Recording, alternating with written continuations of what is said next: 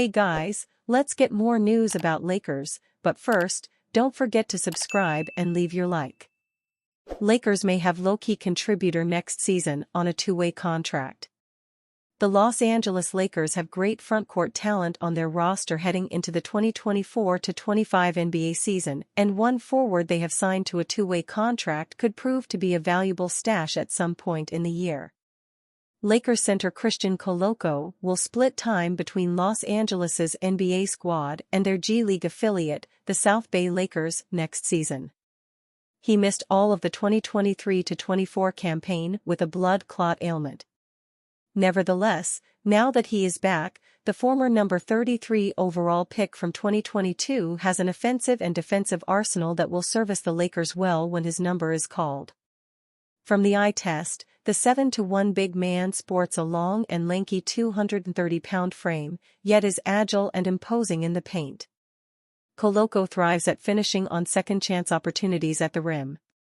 He is talented at rising up over opposing rebounders to corral boards, as well as tipping the rock to gain control and going back up with a quick second jump. Aside from his activity on the glass, Koloko also runs well in transition, and commendably, gets straight to the point when looking to score the rock. The Arizona product dunks with authority, runs to the rim with a purpose in the screen and roll, and is frequently used in the dunker spot in half-court sets.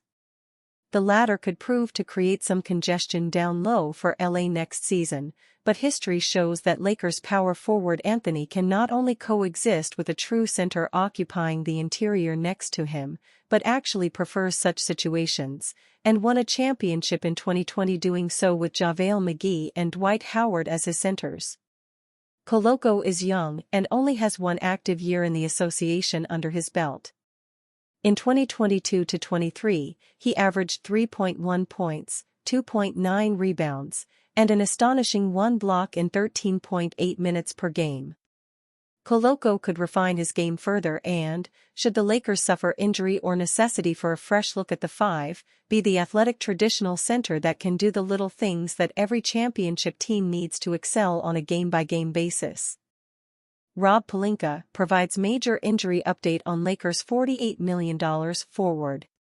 Los Angeles Lakers forward Jared Vanderbilt underwent procedures on each of his feet this offseason. Rob Pelinka, the team's vice president of basketball operations and general manager, told reporters Wednesday, September 25. Pelinka is optimistic that Vanderbilt will be ready to play when the Lakers open their season against the Minnesota Timberwolves on October 22. Last year, he had a lingering sort of bone spur on the back of his foot, and since he was going to go under surgery for the injury that he had last year in the Boston Celtics game, the doctor had a discussion with him. Hey, since you're going to be off your foot for several months, why not get the other thing cleaned up so it doesn't rear its head? So he had both things fixed, Pelinka said.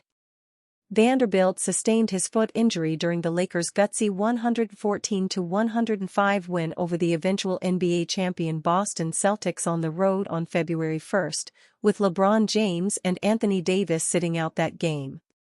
When healthy, Vanderbilt is the Lakers' most versatile defender. In 2023, Vanderbilt signed a 4-year, $48 million deal with the Lakers following his stellar role in the team's trip to the Western Conference Finals that year. However, injuries have kept him from reprising that role last season. The 25-year-old forward is expected to come off the bench for the Lakers when he returns, as new head coach J.J. Redick has announced in the Low Post podcast Wednesday, September 25, that he will stick with the starting lineup of D'Angelo Russell, Austin Reeves, Rui Hachimura, James, and Davis.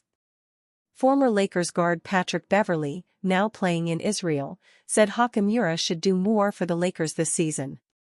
Rui, he a good basketball player, but he's not the X factor to me, Beverley said on the Pat Bev pod on September 23.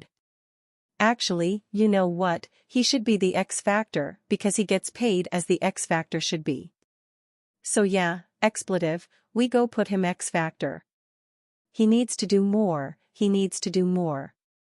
He has to come in like, I'm the second option. His mindset has to be, yeah, it's AD here, it's LeBron here, it's Austin Reeves here, it's D'Lo here, but no, AD getting it, I'm the second option. That has to be his mindset, you know? Because they do need that. Despite not getting the starting job right away, Hachimura finished strong, averaging a career-high 13.6 points on 53.7% field goal shooting and 42.2% from the three-point line in his first full season with the Lakers. Hachimura did not become a full-time starter for the Lakers until Vanderbilt went down with a foot injury in February. The Lakers were 22-10, equivalent to a 56-win pace team, since former Lakers coach Darvin Ham inserted Hachimura in the starting unit on February 3. The 6'8" Japanese forward averaged 15.4 points on 57.5% field goal shooting and 44.4% from the three-point line in 39 starts. Hachimura did not start right away last season because of his reluctance to do the dirty work, according to a report from The Athletic's Jovan Buha. Over the 2023 summer, Hachimura, at the behest of the coaching staff, had visibly slimmed down to prepare for more wing minutes, Buha wrote on March 22. But once Hachimura arrived in training camp, he didn't embrace the role-player duties the coaching staff wanted from him, being fully engaged defensively, boxing out hard, making the extra pass. NBA Insider links Los Angeles Lakers to pair of former Impact Boston Celtics vets as trade targets soon. To bolster the roster for the 2024-25 season, a notable NBA insider believes the Los Angeles Lakers may have a pair of former Impact guards from the Boston Celtics on their trade market wish list. We are just days from the start of training camp for the new Lakers season. The organization did not make any meaningful roster moves during the summer. But they did switch things up at the top of the coaching staff. Instead of Darvin Ham leading the team, former three-point ace J.J. Redick will now be running the LA bench this season. The hope is that LeBron James' podcast pal can help elevate the talent around him and fellow star Anthony Davis.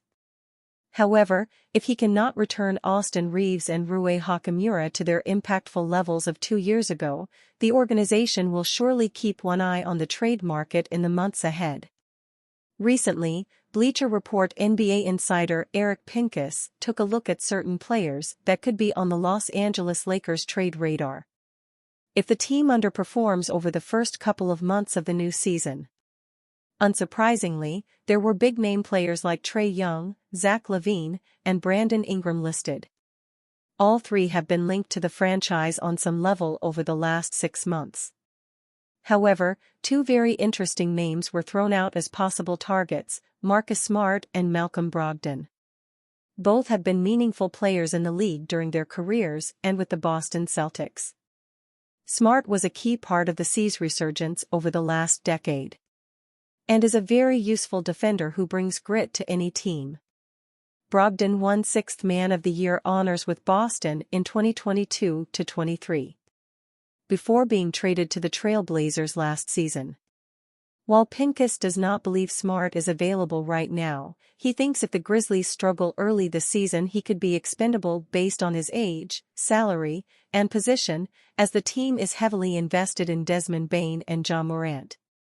As for Brogdon, his current team the Wizards will likely be sellers in the months ahead. And he and center Jonas Valanciunas could be dangled sooner than later for draft assets. Both Smart and Brogdon would be nice additions for the Lakers if they want to move on from point guard D'Angelo Russell. And you fan? What do you think of the situation of Malcom Brogdon? Leave your opinion in the comments.